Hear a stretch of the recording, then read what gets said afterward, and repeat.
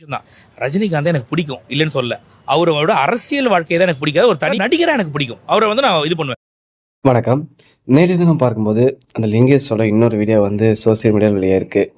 அதாவது லிங்கேஷ் வந்து பார்த்தீங்கன்னா வந்து முந்தைய வீடியோவில் ஜெயிலர் 2 திரைப்படத்தை பற்றியும் நம் தலைவர் சூப்பர் ஸ்டார் ரஜினிகாந்த் அவர்களையும் பற்றி ஒருமையில் ஒரு வன்மையான விமர்சனத்தை முன் வச்சிருக்காரு. அண்டு ஒவ்வொரு ரஜினி ஃபேன்ஸ் வந்து கேட்க வந்து கூச்சமாக இருக்குது. அண்ட் பார்த்தீங்கன்னா வந்து ரொம்பவும் அந்த கடும் கோபத்தோட உச்சத்தில் கொண்டு போய் விட்டுருக்காரு இந்த லிங்கேஷ் பண்ண வேலையால்.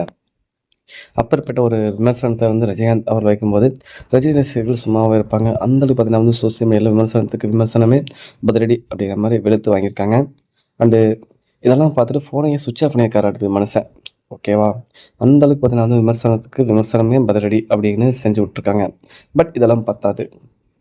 நேற்று தினம் ஒரு வீடியோ வெளியாக இருக்குது. ரஜினிகாந்த் எனக்கு பிடிக்கும், அவர் நடிகரை எனக்கு ரொம்ப பிடிக்கும் அப்படின்னு பூசி மலிவி இருக்காருல.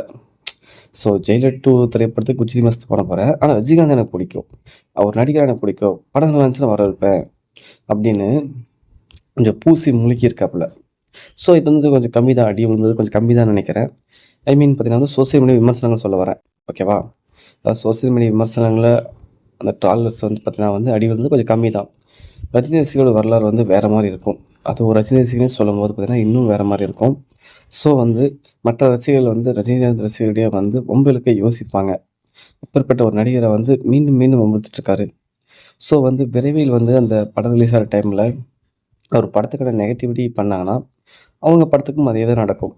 ஸோ வந்து அது எல்லாத்துக்கும் தெரிஞ்சு தான். ஏன் பீஸ்ட் படம் வந்து ஓடலை? கேஜிஎஃப் கூட வந்து கிளாஸ் ஆச்சு, வாரிசு ஓடலை, லியோ வந்து ட்ரோல் மெட்டீரியல் ஆச்சு.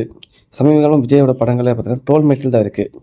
அந்த கோட்டில் வந்து பையனோட அந்த லுக்கு நல்லா இருந்துட்டு அதுவும் ட்ரோல் மெட்டீரியல் ஆச்சு. ஸோ வந்து நிறைய ட்ரோல் மெட்டீரியல் ஆகிட்டுருக்கு. ஏன் இந்த படங்களை ஓட மாட்டேங்குது, ஏன் ஓடல அப்படின்னு லிங்கேஷ் கேட்டால் அவருக்கே பதில் இருக்காது. கேட்டால் ஓடிச்சு, ப்ரொடியூசர் சொல்லிட்டாங்க, முடிஞ்சு போச்சு.